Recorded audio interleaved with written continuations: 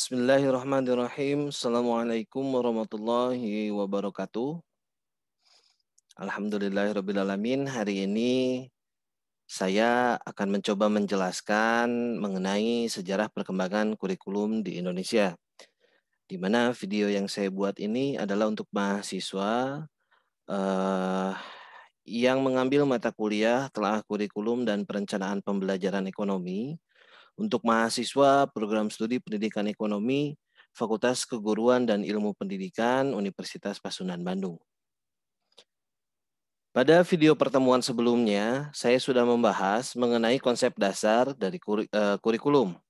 Mudah-mudahan saudara bisa memahami mengenai materi tersebut, di mana diharapkan saudara harus sudah bisa memahami mengenai pengertian kurikulum, peranan kurikulum, dimensi kurikulum, serta kaitannya dengan pembelajaran atau pengajaran yang dilakukan di satuan pendidikan atau di sekolah. Nah, pada video kali ini, saya akan menjelaskan mengenai sejarah perkembangan kurikulum di Indonesia. Serta saya pun akan menjelaskan mengenai informasi-informasi untuk kegiatan pembelajaran yang akan kita lakukan pada hari Kamis tanggal 18 Februari 2021. Jadi diharapkan para mahasiswa bisa menonton sampai akhir video yang saya buat ini supaya saudara bisa mengetahui mengenai informasi untuk kegiatan pembelajaran yang akan kita lakukan.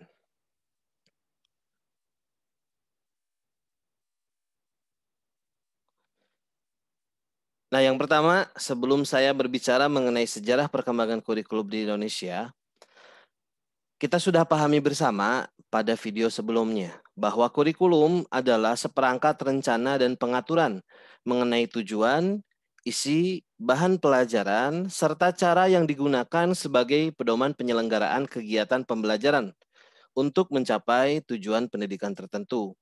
Yaitu ada pada bab 1 pasal 1 ayat 19 Undang-Undang Nomor 20 Tahun 2003.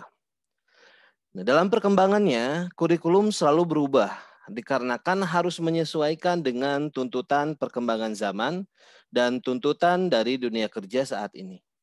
Oleh karena itu, kurikulum sebagai seperangkat rencana pendidikan perlu dikembangkan secara dinamis sesuai dengan tuntutan dan perubahan yang terjadi di masyarakat. Nah, dari perspektif historis dari masa ke masa, determinan paradigma politik dan kekuasaan yang secara bersama-sama mewarnai dan mempengaruhi secara kuat sistem pendidikan Indonesia selama ini. Corak sistem pendidikan suatu negara pada gilirannya kembali kepada stakeholder yang paling berkuasa dalam pengambilan kebijakan. Nah, seiring dengan perkembangan zaman, dengan berbagai alasan dan rasionalisasi kurikulum Indonesia terus mengalami pergantian dari periode ke periode. Keberadaan kurikulum memberi pengaruh yang signifikan bagi kualitas pendidikan yang ada di Indonesia. Oleh karena itu, kami menganggap penting untuk mengurai lebih mendalam dan cermat akan kurikulum pendidikan Indonesia dari periode ke periode, sekaligus membandingkannya. Sehingga sebagai calon guru atau pelaku pendidikan ke depannya, kita diharapkan dapat menjadi bahan diskusi solutif untuk memahami pokok permasalahan pendidikan Indonesia dalam perspektif kurikulum.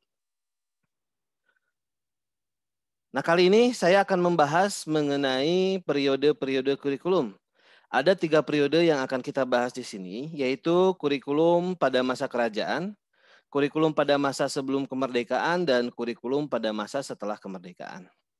Yang pertama adalah kurikulum pada masa kerajaan.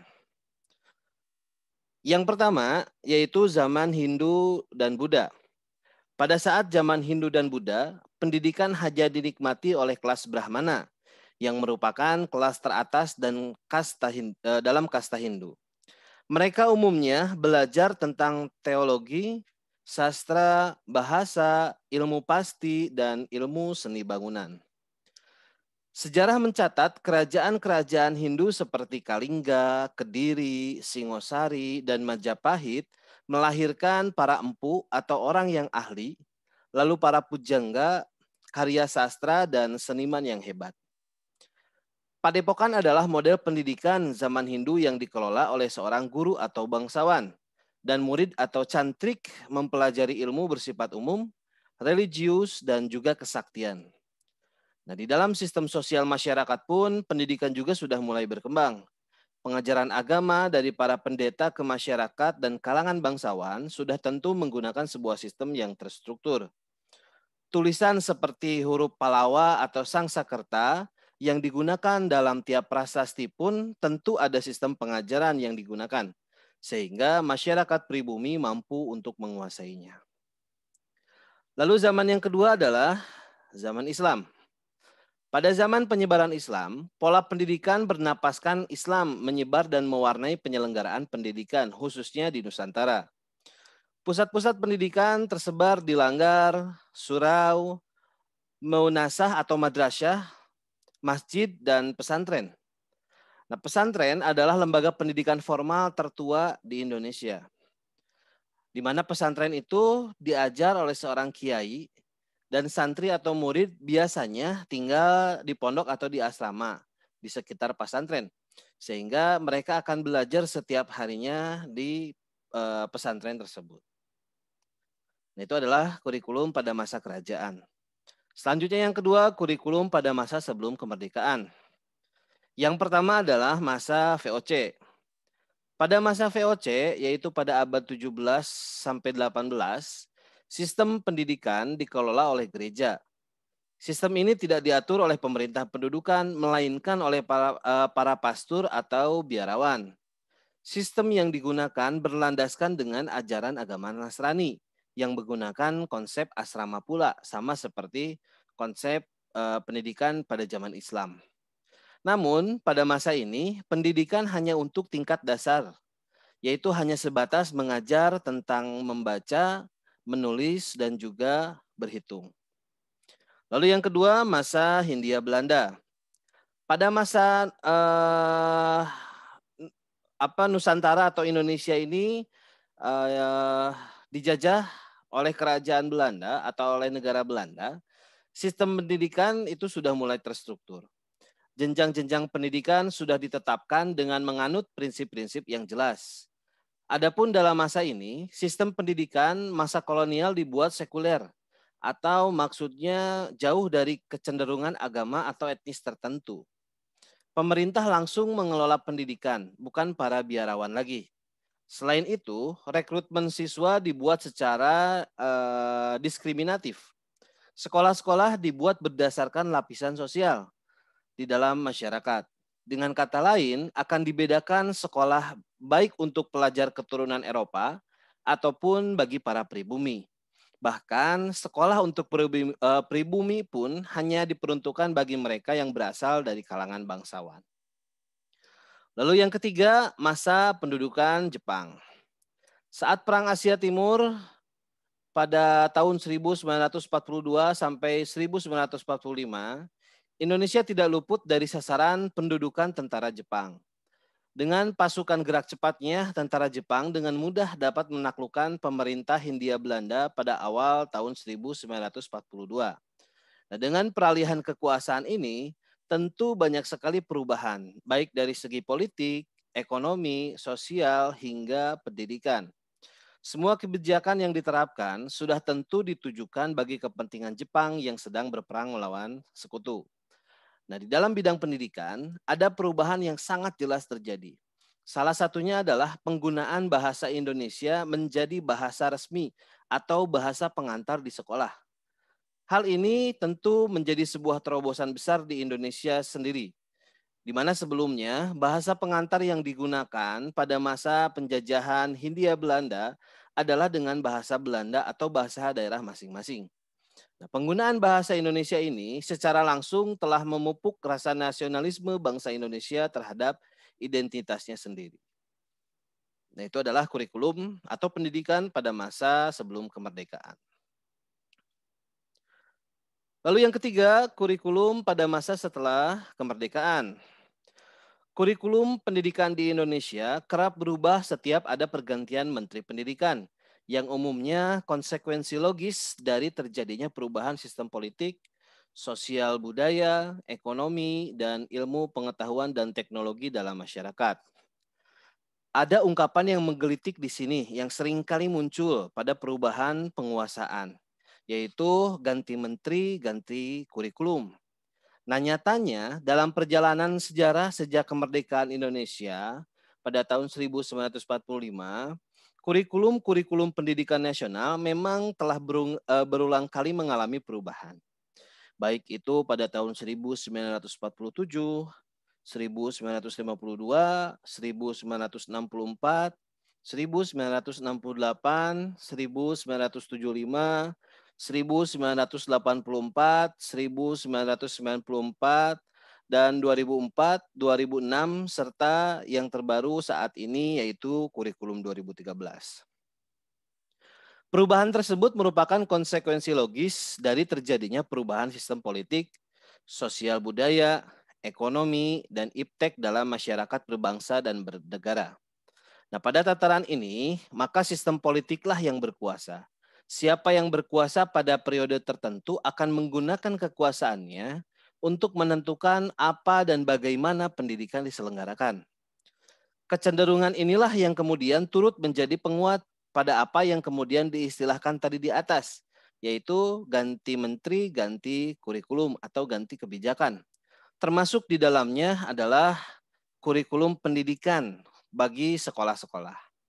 Sebab muatan-muatan politis, value, ideologi maupun tujuan-tujuan tertentu yang diinginkan penguasa seringkali juga disetting sedemikian rupa dalam kerangka kurikulum. Tetapi harus kita pahami bahwa semua kurikulum nasional walaupun seringkali berubah, tetapi berdasarkan landasan yang sama, yaitu Pancasila dan Undang-Undang Dasar 1945. Jadi perbedaannya hanya pada penekanan pokok dari tujuan pendidikan, serta pendekatan dalam merealisasikan pendidikannya atau pengajarannya. Ya, jadi tetap mengacunya atau landasannya adalah Pancasila dan Undang-Undang Dasar. Nah, dalam perjalanan sejarah sejak tahun 1945 setelah kita merdeka, kurikulum pendidikan nasional telah mengalami banyak perubahan, yaitu pada tahun 1947, 1952, 1964, 1968, 1975, 1984, 1994, 2004, 2006, dan 2016. Nah, informasi untuk kegiatan pembelajaran yang kita lakukan untuk pembahasan kurikulum setelah kemerdekaan akan kita coba buat dengan diskusi kelompok. Jadi nanti saudara akan aktif di dalam forum diskusi kelompok yang sudah saya buat di e-learning-nya. Lalu kalian akan diberikan, masing-masing kelompok akan diberikan penugasan sesuai dengan yang saya tampilkan di sini. Seperti kelompok 1, yaitu nanti akan membahas tentang kurikulum 1947 dan 1952. Lalu kelompok 2 akan membahas kurikulum 1964 dan 1968. Lalu kelompok 3 akan membahas tentang kurikulum 1975. Kelompok 4 akan membahas kurikulum 1984. Kelompok 5 akan membahas kurikulum 1994. Kelompok 6 akan membahas kurikulum 2004 dan 2006, serta yang terakhir kelompok 7 akan membahas tentang kurikulum 2013. Nah, sebelum pembahasan nanti pada saat sinkronus, diharapkan kelompok itu melakukan diskusi dulu di dalam forum diskusinya. Nah, apa yang didiskusikannya adalah yang pertama, kelompok harus bisa menjelaskan mengenai kurikulum yang menjadi tugas kelompok. Misalkan tadi kelompok 1 kurikulum 1947. Jelaskan oleh kelompok 1 kurikulum 1947 itu seperti apa, ya.